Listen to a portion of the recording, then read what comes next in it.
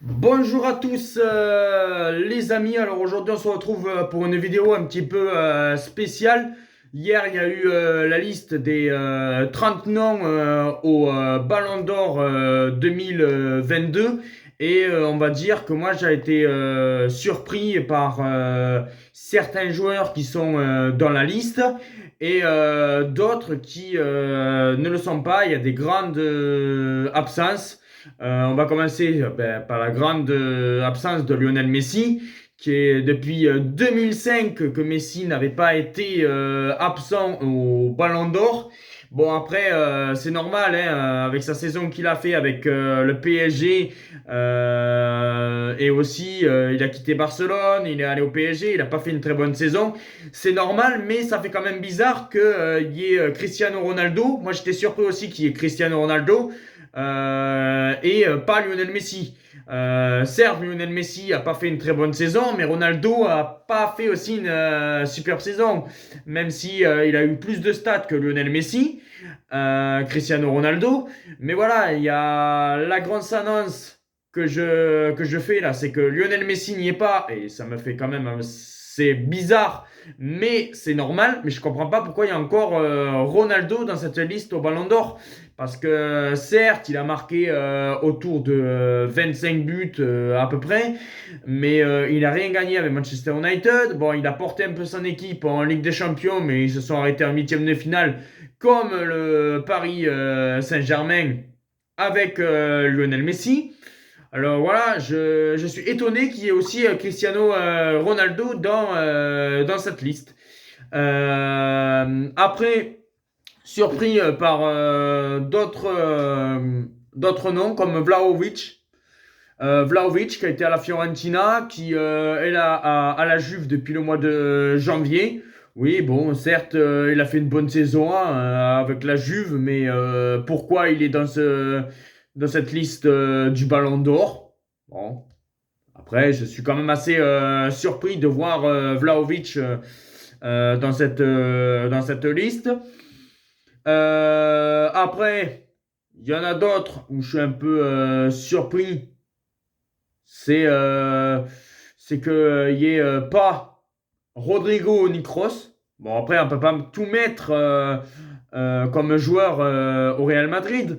Mais voilà, Kroos, quand même, même s'il n'a pas fait une excellente saison, Eduardo Camavinga a plus prouvé quand il est rentré en Ligue des Champions avec le Real. Mais voilà, Kroos, quand même, il est important. Et je suis étonné voilà, qu'il y ait un Kimmich.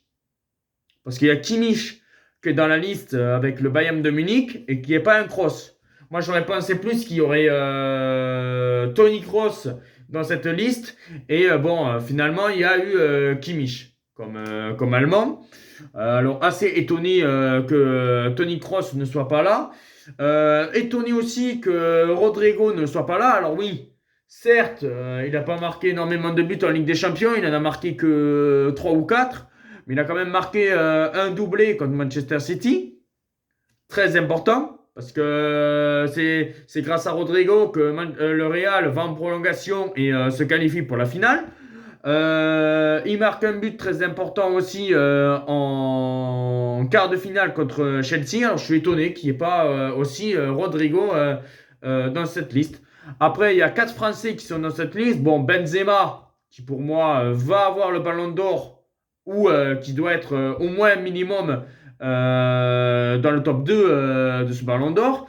Après, il y a Nkunku qui est aussi présent. Alors Nkunku qui a fait une superbe saison, mais voilà, il n'a rien gagné comme trophée avec Leipzig.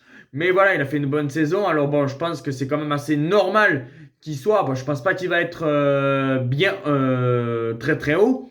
Mais bon, voilà, c'est normal pour moi que il y ait quand même Nkunku. Il y a Kylian Mbappé, ben ça c'est normal. Et bien sûr, après, il y a Maguignan. Alors un peu étonné qu'il y ait Maguignan dans cette liste aussi, parce que même s'il a fait une bonne saison, il a quand même gagné la Serie A, mais après voilà, c'est à voir. C'est à voir, j'étais un peu étonné qu'il y ait Maguignan dans cette liste du Ballon d'Or. Puis après, bon, après la liste quand même, c'est normal, hein, il y a Erling Haaland, bon après, Il y a Kevin De Bruyne, il y a Mahrez, il y a Bernardo Silva. Bon, c'est une liste quand même assez normale. Mais voilà, la grosse annonce, c'est qu'il n'y a pas Lionel Messi depuis 2005 qu'il n'y est pas. Et voilà, il y a quand même certaines surprises et certaines absences, selon moi. Après, le top pour le nominer au trophée Yashin, je pense que tous les gardiens cités sont là. Bon, il y a McBaignan, il y a Neuer, il y a Alisson. Bon, je trouve ça logique. Et le trophée Copa, bon, ben, pour moi, bon, il y a deux favoris qui se dégagent, c'est Eduardo Cavaninga et Gavi. Voilà mon petit point sur le Ballon d'Or, les surprises de certains joueurs, bien sûr. La grosse annonce que Lionel Messi n'est pas dans ces 30 ans. Et on se retrouve très vite pour d'autres vidéos, les amis. Ciao.